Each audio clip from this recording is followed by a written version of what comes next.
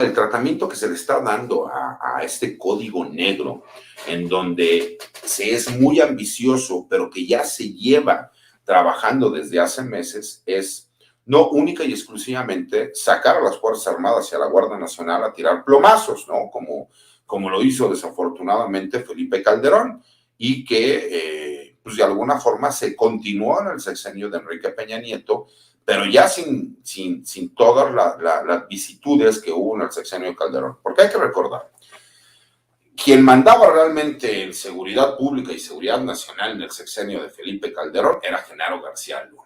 Incluso es la primera vez que vemos a un secretario de la Defensa Nacional como mi general Galván, que tenía que estar a la sombra del que era el secretario de Seguridad Pública Federal en el país.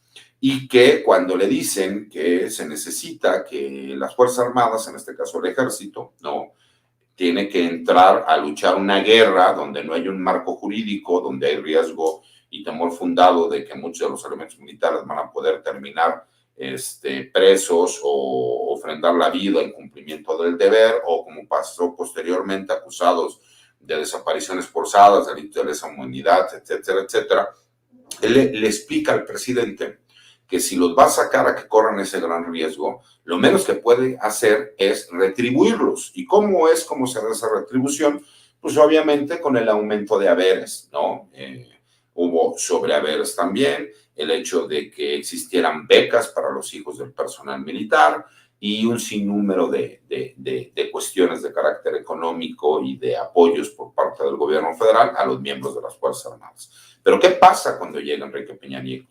Se continúa, ¿no? con esa famosa guerra contra el narcotráfico, pero se le quitan al personal de las Fuerzas Armadas todos los beneficios que se habían dado en el sexenio de Calderón, y yo creo que eso también tuvo que ver porque el titular de la Secretaría de la Defensa Nacional, que era el general Salvador Cienfuegos Cepeda, él venía de una cofradía de poder que venía desde el general Enrique Cervantes Aguirre, en donde ellos consideraban que el personal de tropa no sabía cómo administrarse, y de ahí la famosa frase, ¿no? De a mis soldados denle más trabajo, pero no les den más dinero, porque al darles más dinero, lo único que hacen es fomentarles más vicios.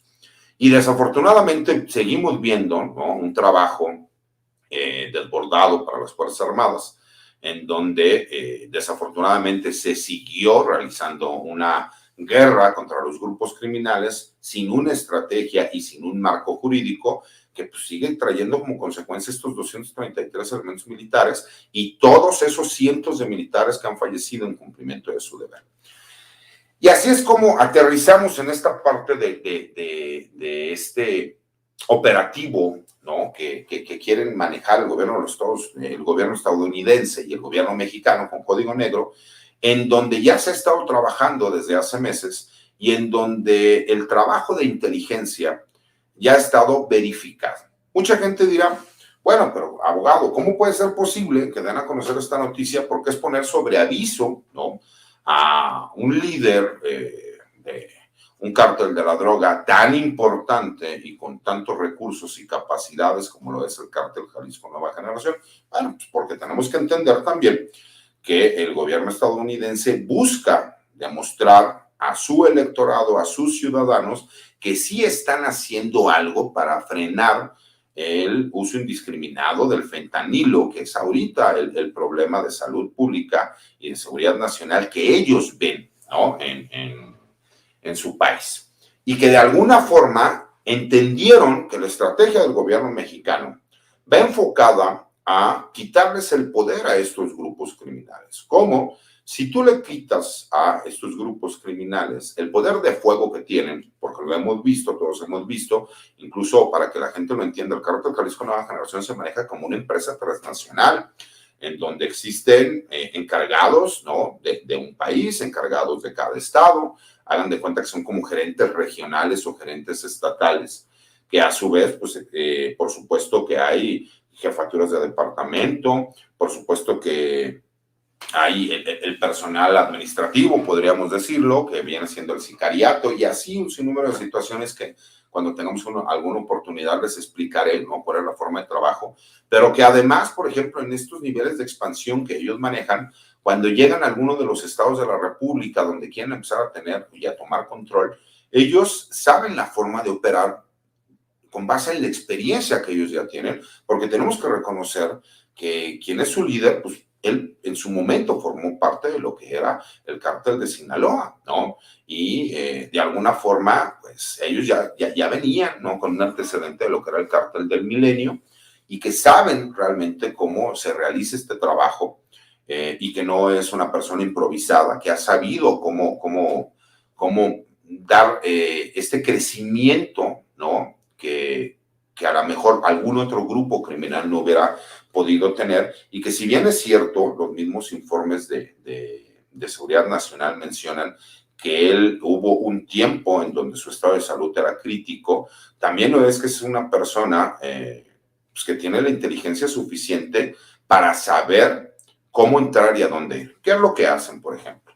Si ellos llegan y quieren tener control de la Ciudad de México, pues ellos se dan cuenta cuál es el grupo criminal preponderante, en este caso, no la Unión de Tepito, y qué es lo que hacen, no llegan a pelearse con la Unión de Tepito, sino que llegan y absorben a lo que es la Unión de Tepito y lo toman, ¿no? Hagan de cuenta que hacen el outsourcing de grupos criminales y les dicen, perfecto, tú vas a trabajar con nosotros y para nosotros, y nosotros te vamos a dar todo aquello que no tienes. Capacidad de fuego, capacidad económica, capacidad política, y aparte vas a tener el control de las drogas porque ningún otro grupo criminal te va a poder competir, porque las drogas te van a llegar hacia lo que nosotros necesitamos y buscamos. Y entonces siguen con la expansión que ellos realizan. Y que todas estas expansiones incluso tienen que ver con un punto en específico.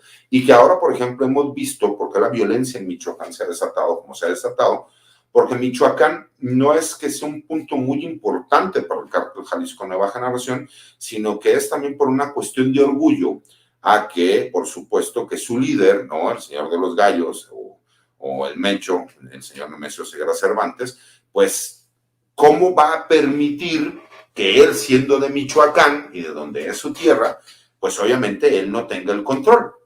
Y esa es una de las partes que hemos visto que ha sucedido en diferentes estados de la República, pero que en específico es lo que pasa en Michoacán. Aquí con Código Negro lo que se busca es que sea muchísimo más amplio el trabajo. ¿Por qué? Porque ya tienen a personal infiltrado, ya tienen trabajo de inteligencia, ellos ya saben cuál es la estructura del cártel Jalisco Nueva Generación. No crean que nada más se está haciendo aquí en México, saben que ellos tienen contactos en Sudamérica, en Estados Unidos, en Europa, en Asia, y es un trabajo conjunto que se está realizando incluso también con diferentes países. ¿Por qué?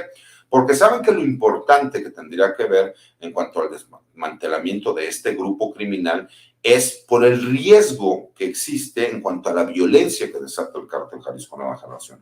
Hemos visto que el cártel Jalisco Nueva Generación, esta capacidad de fuego que tiene y que por lo mismo el gobierno mexicano se atreve, ¿no?, a demandar a todas estas armadoras estadounidenses para que no sigan bajo pretextos de cumplir con la ley en los Estados Unidos, permitiendo, ¿no?, por estas famosas chicanadas legales, el que personas ligadas a grupos criminales sigan introduciendo de forma ilegal estas armas a territorio nacional. Y asimismo, por eso se tomó la decisión de que en las aduanas que existen en los puertos sea la Marina Armada de México quienes sean los encargados de la seguridad, y a su vez el ejército mexicano en estas fronteras que existen territoriales, ¿no?, entre el vecino del norte y nosotros.